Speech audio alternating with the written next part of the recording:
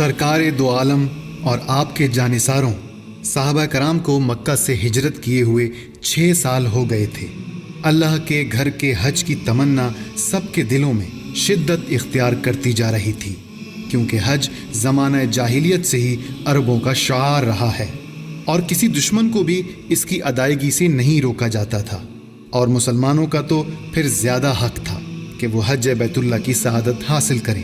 اسی لیے رسول کریم صلی اللہ علیہ وسلم نے مدینے کے آس پاس کی بستیوں میں حج بیت اللہ پر جانے کا اعلان فرما دیا، اور 1400 صحابہ کرام یہ سعادت حاصل کرنے کے لیے جمع ہو گئے۔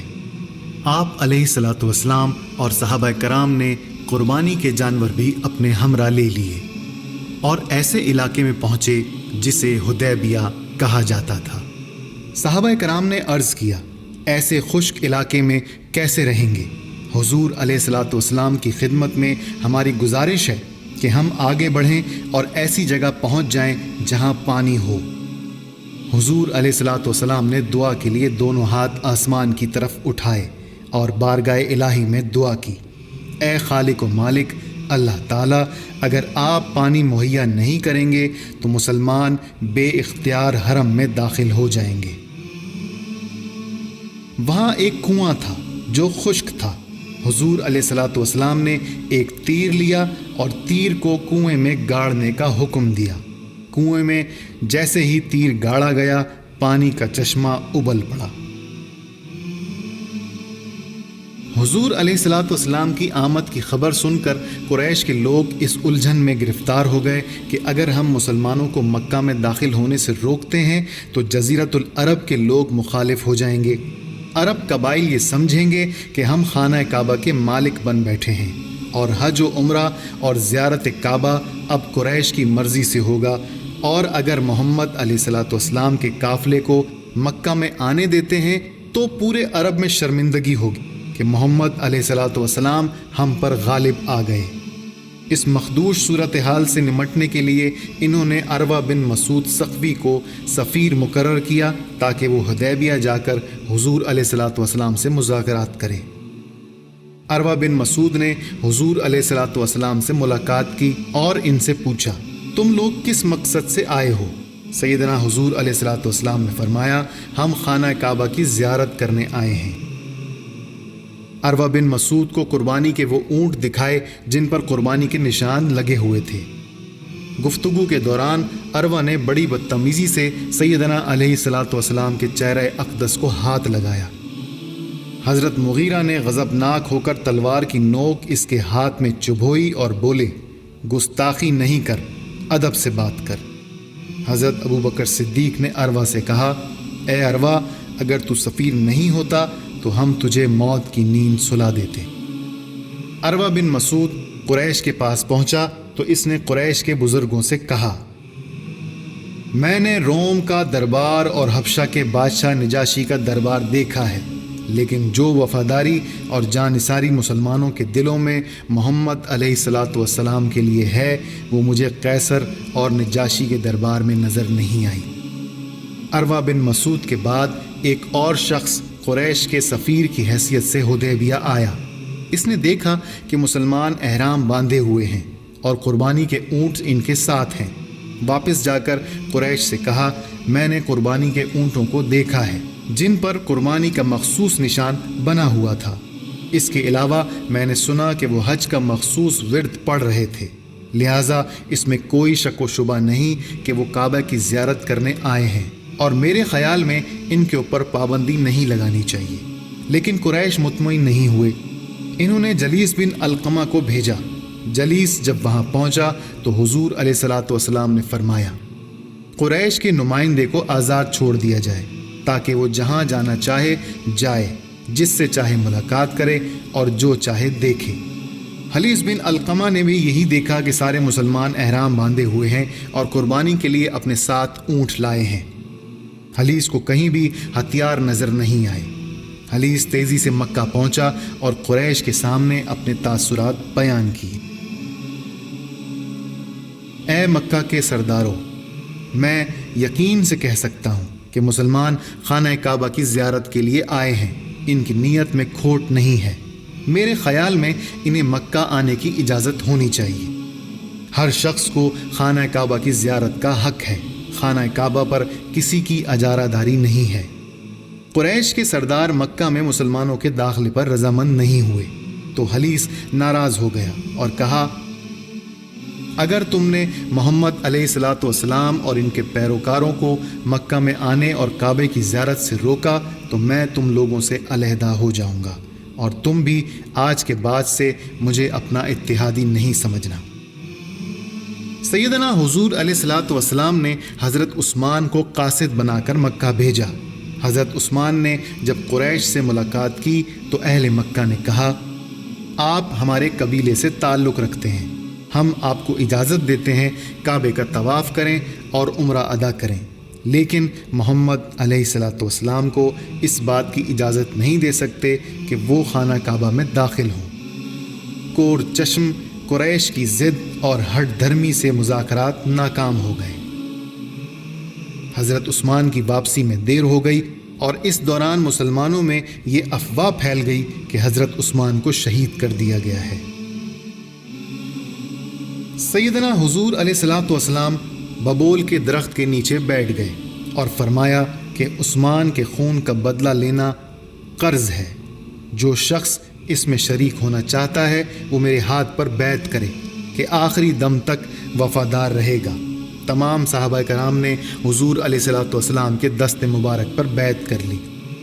حضور علیہ الصلوۃ والسلام نے اپنے دائیں ہاتھ کو عثمان کا ہاتھ فرمایا اور اپنے دوسرے ہاتھ پر ہاتھ رکھ کر حضرت عثمان کی طرف سے بھی بیعت کی۔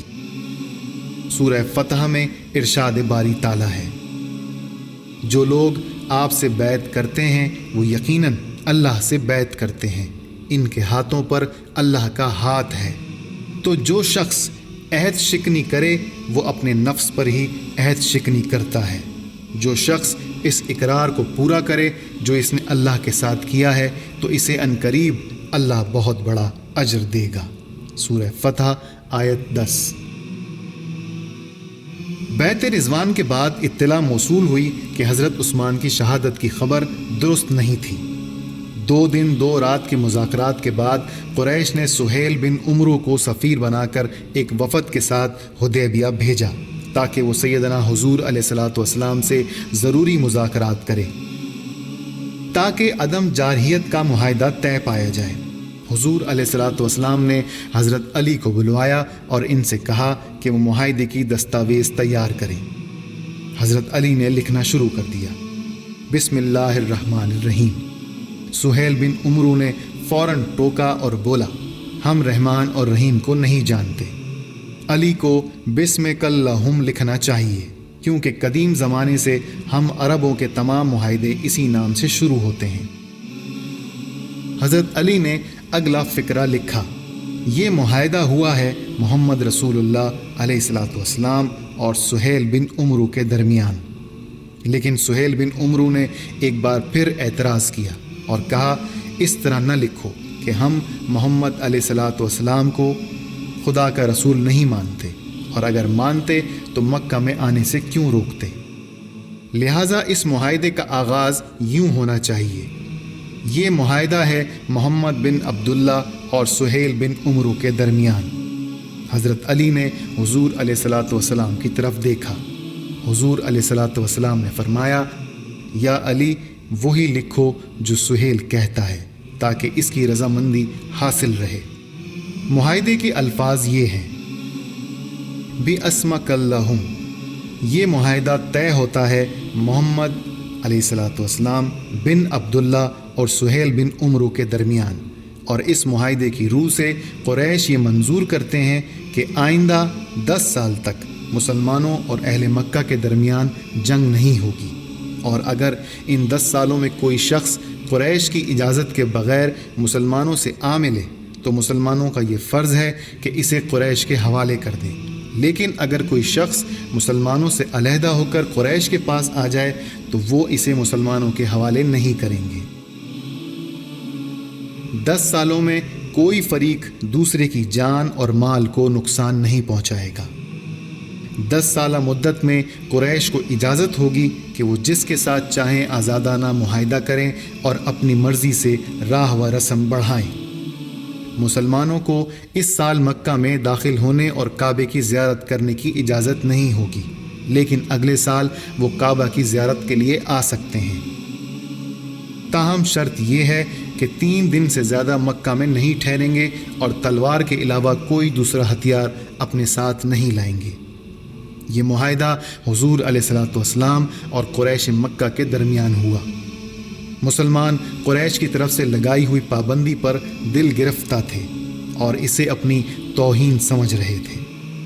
حضرت عمر نے حضور علیہ الصلوۃ والسلام سے عرض کیا، یا رسول اللہ علیہ الصلوۃ والسلام، کیا حضور علیہ الصلوۃ والسلام نے یہ نہیں فرمایا تھا کہ ہم مکہ جائیں گے اور خانہ کعبہ کا طواف کریں گے؟ حضور علیہ الصلوۃ والسلام نے فرمایا، تم انشاءاللہ مکہ ضرور جاؤ گے اور خانہ کعبہ کا طواف کرنے کی سعادت حاصل کرو گے۔ معاہدہ حدیبیہ پر دستخط ہونے کے بعد حضرت ابو جندل مکہ سے فرار ہو گئے اور حدیبیہ پہنچ کر مسلمانوں سے آ ملے۔ حضرت ابو جندل کے حدیبیہ پہنچتے ہی سہیل بن عمرو بھی وہاں آ گیا اور اس نے کہا، ہمارے اور تمہارے درمیان معاہدے کی روح سے اگر کوئی شخص فرار ہو جائے اور تمہاری پناہ میں آ جائے تو تمہارا یہ فرض ہے کہ اسے ہمارے حوالے کر دو، لہٰذا میرے لڑکے ابو جندل کو میرے حوالے کیا جائے۔ حضور علیہ الصلوۃ والسلام نے حضرت ابو جندل کو ان کے باپ کے حوالے کر دیا۔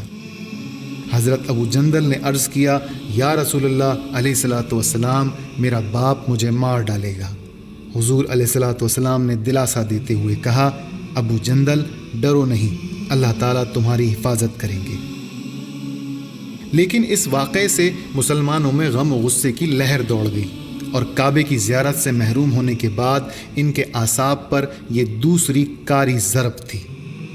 لیکن بیعت رضوان نے انہیں بے قابو نہیں ہونے دیا۔ حضور علیہ الصلوۃ والسلام نے جب یہ دیکھا کہ عام مسلمان بہت رنجیدہ ہیں تو حضور علیہ الصلوۃ والسلام نے انہیں جمع کر کے سورہ فتح کی یہ آیتیں سنائیں۔ اللہ خوش ہوا ایمان والوں سے جب ہاتھ ملانے لگے تجھ سے اس درخت کے نیچے، پھر جانا جو ان کے جی میں تھا، پھر اتارا ان پر چین اور انعام، دی ان کو ایک فتح نزدیک۔ سورہ فتح آیت 18۔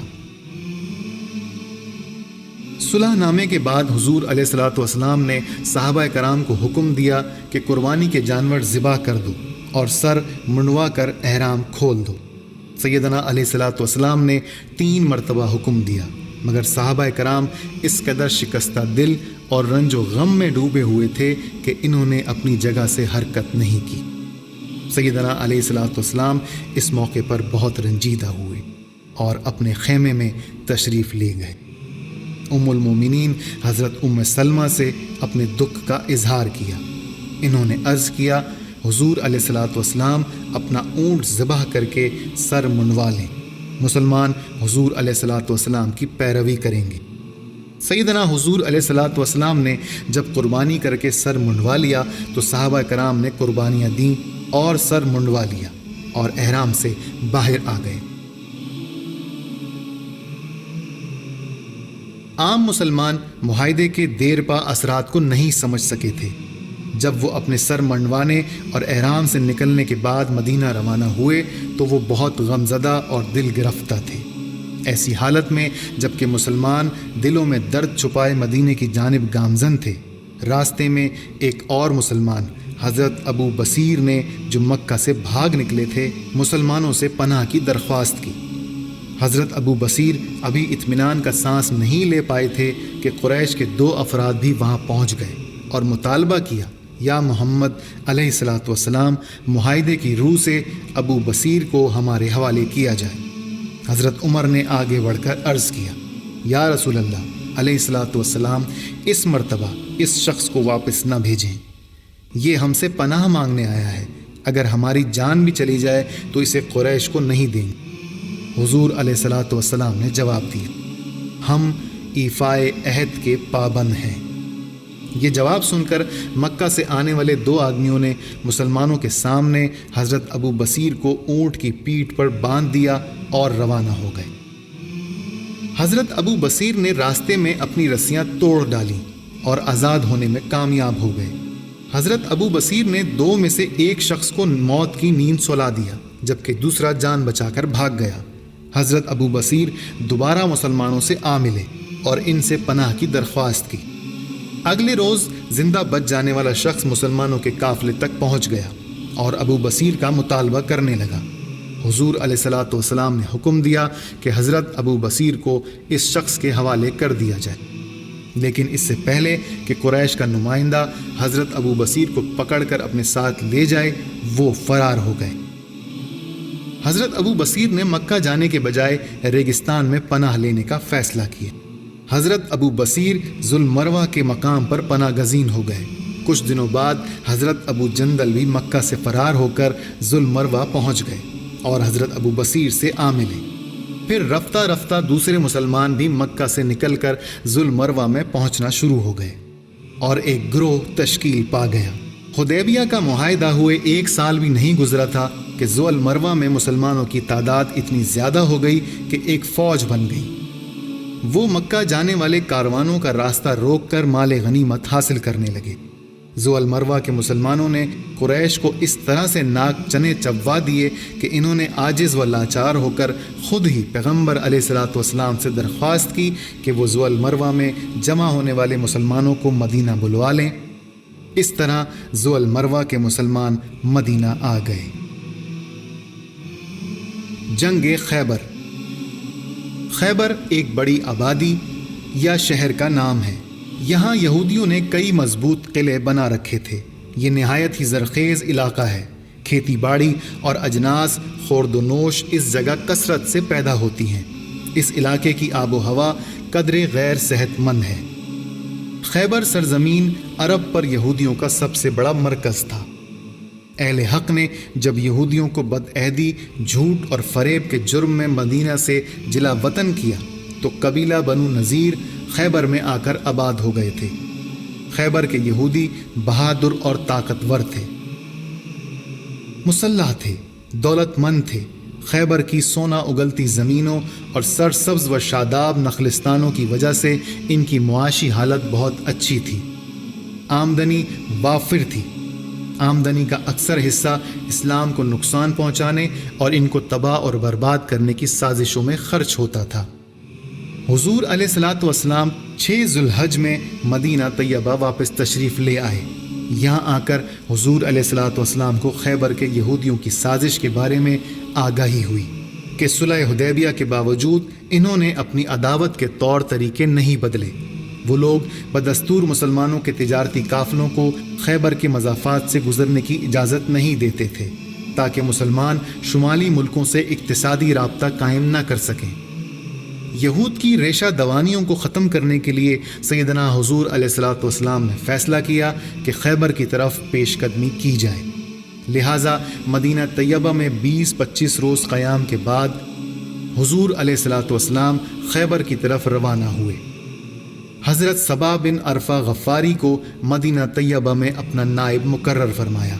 اسلامی فوج کے سپہ سالار حضور علیہ الصلوۃ والسلام خود تھے۔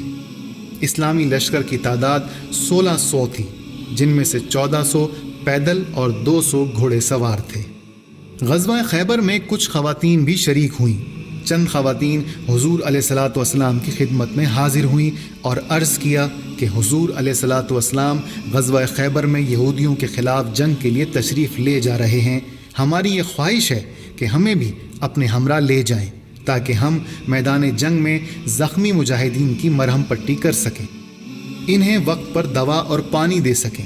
ہم لڑائی کے دوران تیر اٹھا اٹھا کر لائیں گی اور مجاہدین کو دیں گی۔ اس طرح ہم سپاہیوں کی مدد کریں گی۔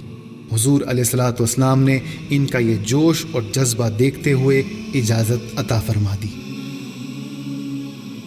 خیبر سے تھوڑے فاصلے پر بنو غطفان کے قبائل آباد تھے۔ یہ قبائل یہودیوں کے معاون اور مددگار تھے۔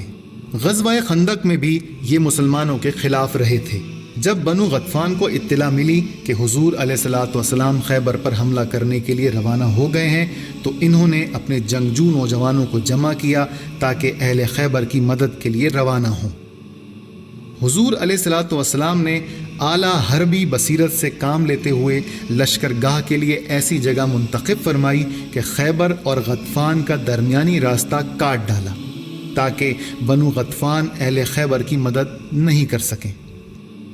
دوسری جانب بنو غطفان خیبر کی طرف ایک منزل طے کر چکے تو انہیں شور سنائی دیا۔ وہ سمجھے کہ مسلمانوں نے ان کے اہل و عیال پر حملہ کر دیا ہے۔ اس خیال سے وہ خوفزدہ ہو گئے۔ انہوں نے فیصلہ کیا کہ خیبر کے یہودیوں کی امداد کے لیے آگے بڑھنے کے بجائے اپنے اہل و عیال کی حفاظت کریں۔ دوران سفر ایک دن صحابہ کرام نے جوش میں آ کر نہایت بلند آواز سے نعرہ تکبیر بلند کرنے شروع کر دی۔ حضور علیہ الصلوۃ والسلام نے فرمایا، آہستہ، تم نہ کسی بہرے کو پکار رہے ہو نہ غائب کو، تم جسے پکار رہے ہو وہ تمہارے پاس ہی ہے۔ جب یہ کاروان حدود خیبر میں داخل ہوا تو حضور علیہ الصلوۃ والسلام نے کاروان کو قیام کا حکم دیا۔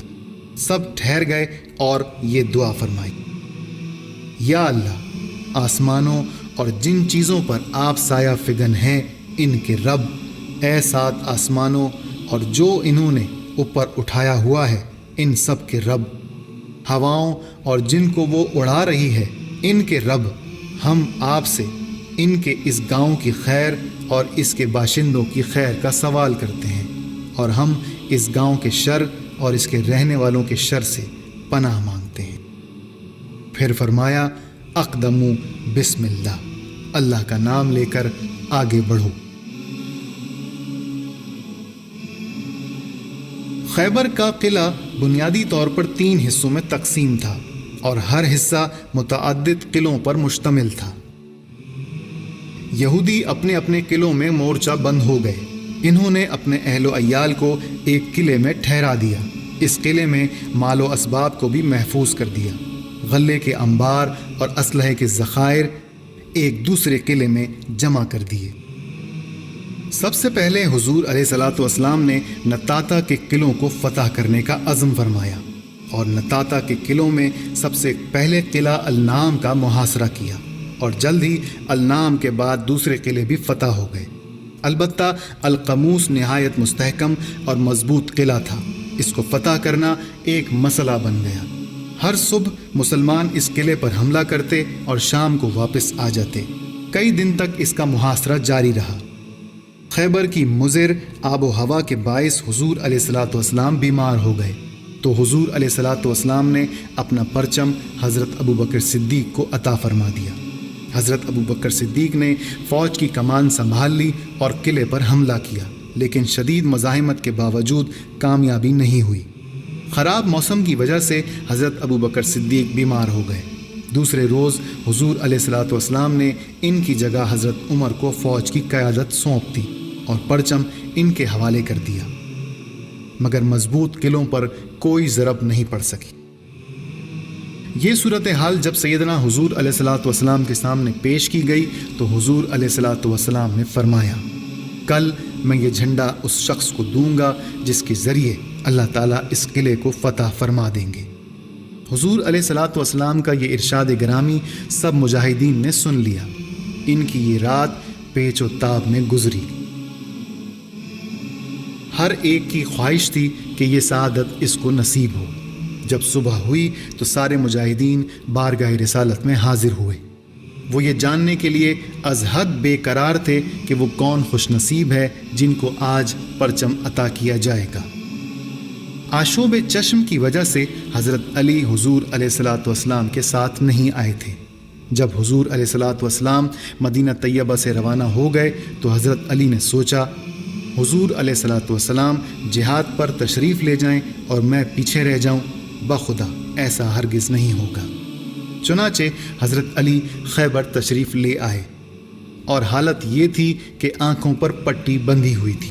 حضور علیہ الصلوۃ والسلام نماز جمعہ ادا فرما چکے تو جھنڈا منگوایا اور پوچھا، علی کہاں ہے؟ عرض کیا، ان کی دونوں آنکھیں دکھ رہی ہیں، اس لیے یہاں موجود نہیں۔ حضور علیہ الصلاۃ والسلام نے انہیں بلایا۔ جب حضرت علی حضور علیہ الصلاۃ والسلام کے سامنے تشریف لائے تو عرض کیا، مجھے نظر نہیں آتا۔ حضور علیہ الصلاۃ والسلام نے فرمایا، میرے نزدیک آ جاؤ۔ سیدنا علی فرماتے ہیں، حضور علیہ الصلاۃ والسلام نے میرا سر اپنی گود میں رکھا اور لعاب دہن میری آنکھوں پر لگایا تو اسی وقت میری آنکھیں ٹھیک ہو گئیں، اور مجھے حضور علیہ الصلاۃ والسلام نے اپنا پرچم عطا فرما دیا اور ہدایت فرمائی کہ پہلے دشمنوں کو اسلام کی دعوت دینا اور انہیں اللہ تعالیٰ کے حقوق سے آگاہ کرنا۔ اگر تمہاری تبلیغ سے کوئی ایک آدمی بھی راہ راست پر آ گیا تو یہ تمہارے لیے سرخ اونٹوں سے زیادہ بہتر ہے۔ حضرت علی رخصت ہو کر قلعے کے سامنے تشریف لے گئے اور جا کر اپنا جھنڈا نصب کر دیا۔ ایک یہودی نے اس قلعے کی چھت سے جھانکا اور پوچھا، آپ کون ہیں؟ حضرت علی نے فرمایا، میں علی ہوں۔ یہودی کے منہ سے نکلا، اس خدا کی قسم جس نے موسیٰ پر توریت نازل کی، آپ یہودیوں پر غالب آ جائیں گے۔ یہودیوں نے حضرت علی کی دعوت اسلام کو مسترد کر دیا اور لڑائی کے لیے مد مقابل آ گئے اور اپنا جنگجو آگے بھیجا۔ حضرت علی اس کا مقابلہ کرنے کے لیے آگے بڑھے اور پلک جھپکنے میں اس کا کام تمام کر دیا۔ اس طرح یہودیوں کی طرف سے کئی جانباز جنگجو آئے اور کوئی بھی کامیاب نہیں ہوا۔ جنگ خیبر کے دوران حضرت علی نے 10 دن میں 4 قلعوں کو فتح کیا، جبکہ بقیہ قلعوں میں رہنے والوں نے خود ہی ہتھیار ڈال دیے، اور اس نے تم کو ان کی زمین اور ان کے گھروں اور ان کے مال کو اور ان کے مال کا وہ علاقہ دیا جہاں تم نے کبھی پیر بھی نہیں رکھا تھا، وارث بنا دیا، اور اللہ ہر چیز پر قدرت رکھتا ہے۔ سورہ احزاب آیت 27۔ فتح خیبر کے بعد پیغمبر اسلام حضور علیہ الصلاۃ والسلام نے یہودیوں کے ساتھ مہربانی اور عفو و درگزر فرمایا۔ انہیں اجازت دے دی گئی کہ وہ خیبر چھوڑ کر چلے جائیں اور ساتھ گھریلو سامان لے جا سکتے ہیں۔ کھجوریں، مویشی اور غلہ اپنے ساتھ لے جانے کی اجازت نہیں تھی۔ جو یہودی خیبر چھوڑ کر نہیں جانا چاہتا تھا، انہیں وہاں رہنے کی اجازت دے دی گئی، اور یہ رعایت بھی حاصل ہو گئی کہ وہ اپنا کاروبار کر سکتے ہیں۔ یہودیوں کی تمام مقدس کتابیں اور دوسرے اہم کاغذات بھی لوٹا دیے گئے۔ خیبر کی فتح سے اسلام کے ملکی اور سیاسی حالات کا نیا دور شروع ہوتا ہے۔ اسلام کے حقیقی دشمن صرف 2 تھے، مشرکین اور یہود۔ اگرچہ مذہباً باہم مختلف تھے، لیکن سیاسی اسباب کی بنا پر ان میں اتحاد پیدا ہو گیا تھا۔ یہودیوں نے تمام عرب کو اسلام کی مخالفت پر اکسایا تھا، جس کا پہلا مظہر خندق کا معرکہ تھا، لیکن خیبر کی فتح کے بعد یہودیوں کی قوت بالکل ٹوٹ گئی اور مشرکین کا ایک بازو جاتا رہا۔ غزوہ خیبر سے پہلے تمام جنگیں دفاعی ہوئیں۔ یہ پہلی اقدامی جنگ تھی۔ یہ پہلا علاقہ ہے جسے فتح کر کے اسلامی ریاست میں شامل کیا گیا۔ فتح خیبر کے بعد اسلامی ریاست کو یہ حق حاصل ہو گیا کہ وہ جب چاہیں، جس وقت چاہیں، یہود کو یہاں سے نکال سکتے ہیں۔ اس لیے یہود اپنی شرارتوں سے باز آ گئے۔ فتح خیبر کے بعد اگر حضور علیہ الصلاۃ والسلام چاہتے تو عرب کے جنگی دستور کے مطابق یہودیوں کو قتل کروا سکتے تھے، لیکن حضور علیہ الصلاۃ والسلام نے ان سب کو آزاد کر دیا۔ اس حسن سلوک سے بعض لوگ مسلمان ہو گئے۔ اللہم صلی علی سیدنا و مولانا محمد